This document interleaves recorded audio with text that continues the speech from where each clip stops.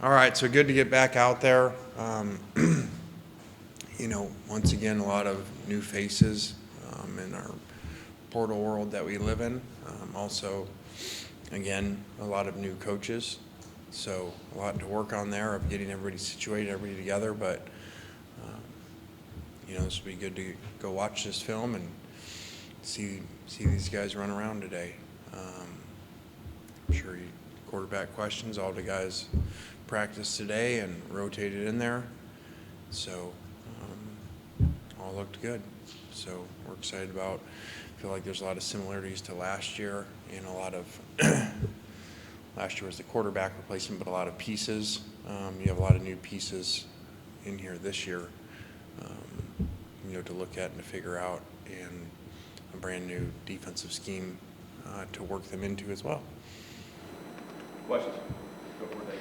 Dwayne, can you kind of set the stage for us with how you see the quarterback position as spring opens up? Just, how you see that? I just see it being very competitive. I think that Jackson, we actually have been allowed to throw with them, which is a newer rule, I think, in the last year or two, before the break, before we weren't allowed to do that with the ball.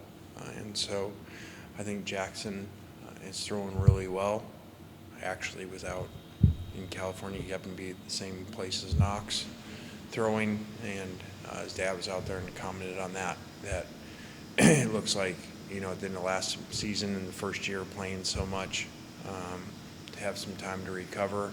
He's gotten stronger and has looked really good and much improved. So that's exciting. Spencer was a little limited in throwing initially with a previous injury, but he was out there today taking reps. So excited for all three guys. Much different than where we were a year ago, in my opinion, as far as depth, quality in the room. How important are these next few weeks for the defensive install with the new defensive coordinator? I think it's really big, very different scheme than what we played before, and so as well as some new pieces and some guys injured and some guys limited in what they're doing, and again, new coaches. He's not just Pete, so a lot of work to do there, and we've seen the system work really well at a lot of places, and now we just got to get our guys to learn it. I mean, what are the data points at this time of the year specifically that you're looking for with those three quarterbacks as you kind of try to figure it out? I mean, our evaluations, usually comes down to timing, accuracy, and decision making are three things that forever we've kind of looked at. But we got a long time, spring and fall, to figure it out and let guys play. And the goal is to improve depth of every room that you have, and that's when you become a really good team.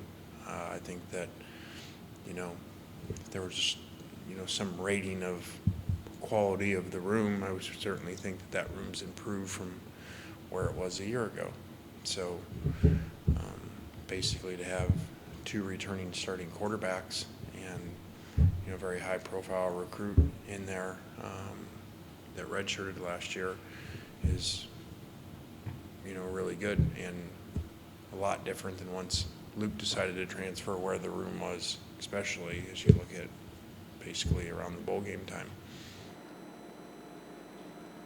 Can you talk about the general health of the offensive line? I know that a couple of guys had some off-season procedures. Who's out there? Who's not going to be out there this spring? I mean, we're working guys in positions and new guys coming in there as well. With two transfer guys, a third one on his way. So, there's a lot of things to look at there in different positions, and some guys like Jaden that'll be out. So that just gives other people opportunities. Jeremy James, he's out this spring as well. What about the status of Michael Pettis? He's fine. Practiced today, and look for him to improve on a really good freshman year. Last year, this time, you expressed concerns about the incorporating so many new players and the cohesiveness. You've got the same situation this year. What did you learn last year about the meshing and getting them to play together? Yeah, I feel like we're in a similar situation. Probably not as many impact players, I feel like, maybe this time a year ago that I thought there were going to be, even though it doesn't always pan out the way you think it's going to. And there were a couple guys specifically that I thought would have had bigger roles than they ended up performing last year. So there'll be a lot of new faces and new names, and that's very challenging. It's challenging when your staff turns over. Our strength coach, when Wilson leaving, was a very big challenge because that's your off season where a lot of that develops. So Coach Savage being here again helps that transition. That was a very big concern of mine, of not just all the coordinators changing a year ago, but the strength coach changing. So I think that does help that. We spoke to Aishin earlier today, and I was just wondering if you could talk about his impact from last season, and how much his success this upcoming season determines how well the secondary plays with some departures there.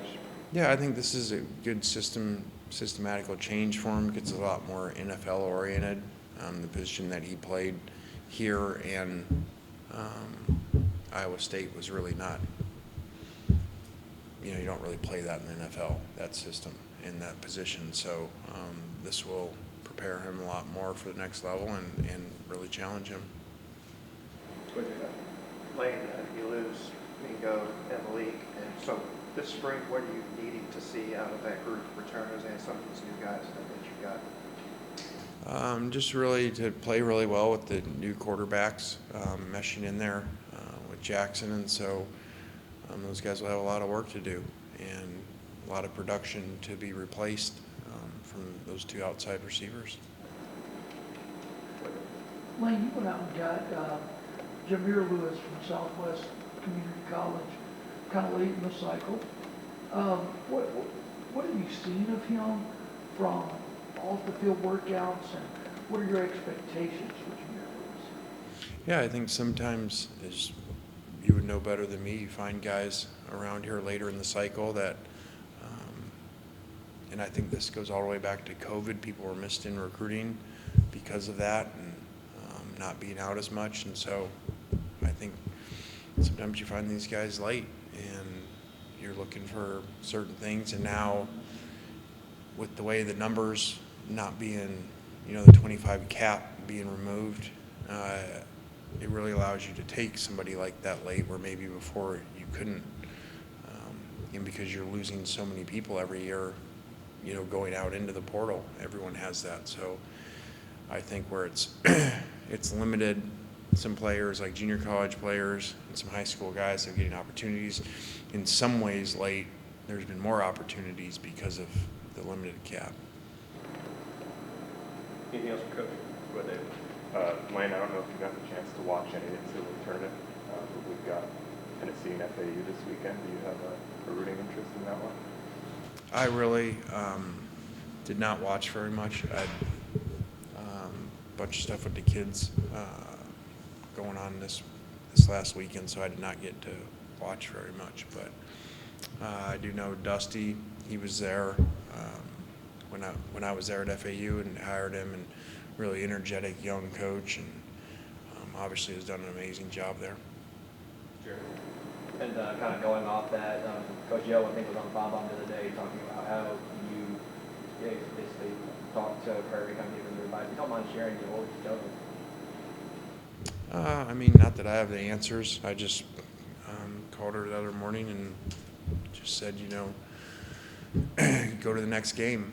We've all been in situations where we focus too much on a big week the week before and a big upset, and just talk to her about, so what, now what, like they're going to hear the players all week are going to hear how great they are, and first time going to Sweet 16 in so many years and all that stuff, and you got to get them away from that focus and get them on to the next game, because upsets happen all the time and they're a big story at the time, and then if you don't win the next one, you forget about them. So just moving on to the next game. Not that I have the answers, but I just was thinking about her yesterday morning. Anything else for Coach? All right, guys. Have a good week. Thanks.